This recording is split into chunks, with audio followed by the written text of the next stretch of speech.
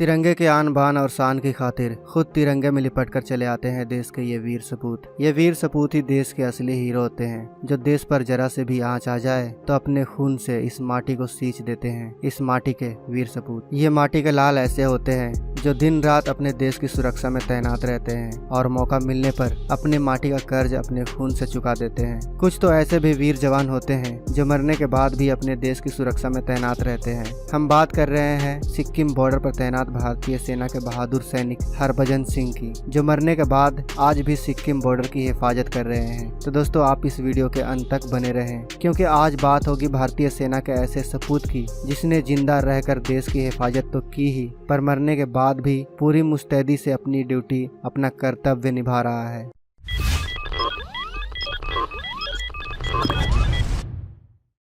एक सैनिक है जो मरने उपरांत भी अपना काम पूरी मुस्तैदी और निष्ठा से कर रहा है। मरने के बाद भी वह सेना में कार्यरत है और उसका प्रमोशन भी होता है। हैरान करने वाली यह दास्तां है बाबा हरभजन सिंह की। 30 अगस्त 1946 को जन्मे बाबा हरभजन 9 फरवरी 1966 को भारतीय सेना के पंजाब रेजिमेंट में सिपाही पद पर भर्ती हुए। 1968 में वो 23वें पंजाब रेजिमेंट के साथ पूर्वी सिक्किम में तैनात थे। 4 अक्टूबर 1968 को खच्चरों का काफिला ले जाते वक्त पूर्वी सिक्किम नाथुला के पास उनका पांव फिसल गया और घाटी में गिरने से उनकी मौत हो गई। पानी का तेज बहाव उनके शरीर को बहाकर 2 किलोमीटर दूर ले गया। कहा जाता है कि उन्होंने अपने साथी सैनिक के सपने में आकर अपने शरीर के बारे में जानकारी दी, लेकिन उनके साथी ने इस सपने पर ज्यादा ध्यान नहीं दिया और वो उनके शरीर को ढूंढते रहे, लेकिन कहीं भी उनका अता पता नहीं चला। अगले रात फिर बाबा हरभजन सिंह अपने दूसरे साथी के सपने में आए और सपने में कहा कि उनकी मौत हो गई है और उनका शरीर कहाँ है यह भी जानकारी दी। लेकिन इस बार उस साथी ने इस बात को गंभीरता से लेते हुए इस बात को सभी साथियों से बताया, और जब उनकी तलाश उनके बताए हुए जगह पर हुई तब उनका मृत शरीर वहीं मिला जहां उन्होंने सपने में बताया था। इसके बाद बाबा हरभजन सिंह को पूरे सैनिक सम्मान के साथ विदाई दी गई और उस जगह पर उनकी समाधि बना दी गई।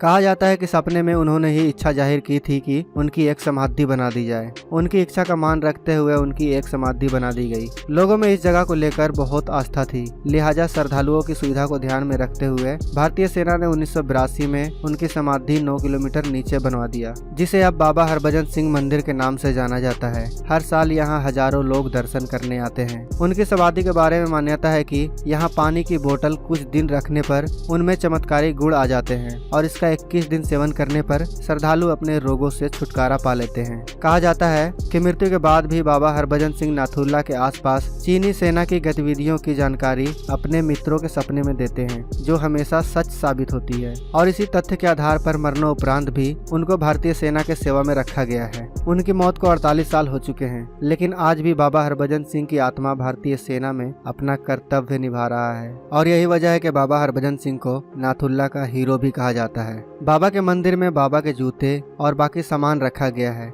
भारतीय सेना के जवान बाबा के मंदिर की चौकीदारी करते हैं और रोजाना उनके जूते पॉलिश करते हैं, उनकी वर्दी साफ करते हैं और उनका बिस्तर भी लगाते हैं। वहां तैनात सिपाहियों का कहना है कि साफ हुए जूतों पर कीचड़ लगी होती है और उनके बिस्तर पर सिलवटें भी देखी जाती हैं। आपको यह जानकर हैरानी होगी कि बाबा की आत्मा से जुड़ी हुई बातें भारत ही नहीं बल्कि चीन की सेना भी बताती है। चीनी सेना ने भी उनको घोड़े पर सवार होकर रात में गश्त लगाने की पुष्टि की है। भारत और चीन आज भी बाबा हरभजन सिंह के होने पर यकीन रखते हैं और यही वजह है कि दोनों देशों के बीच होने वाले फ्लैग मीटिंग में एक कुर्सी बाबा हरभजन सिंह के नाम रखी जाती है।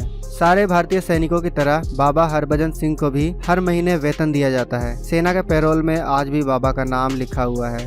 सेना के नियमों के अनुसार आज भी हरभजन सिंह को प्रमोशन मिल रहा है। अब बाबा सिपाही से कैप्टन पद पर आ चुके हैं। तो दोस्तों, यह है हमारे देश के वीर सपूत जो अपने खून से अपनी माटी को सींच देने के बाद भी देश की निगहबानी में लगे हुए हैं। मरने के बाद भी सरहद की हिफाजत कर रहे हैं। तो ऐसे वीर सपूत के कहानी को लाइक और दोस्तों के साथ शेयर करना तो बनता है, क्योंकि जब हमारे सैनिक मरने के बाद भी देश की हिफाजत में लगे रह सकते हैं तो हम जिंदा होकर उनके इस सच्ची कहानी को लाइक और ज्यादा से ज्यादा लोगों तक शेयर क्यों नहीं कर सकते हैं। मैंने तो आप लोगों तक शेयर कर दिया, अब आपकी जिम्मेदारी है देश के इस माटी के लाल की कहानी को पूरे देश तक फैलाना। आप शेयर करेंगे फेसबुक, व्हाट्सएप आदि पर तो जरूर पूरा देश इस कहानी को जान सकेगा। दोस्तों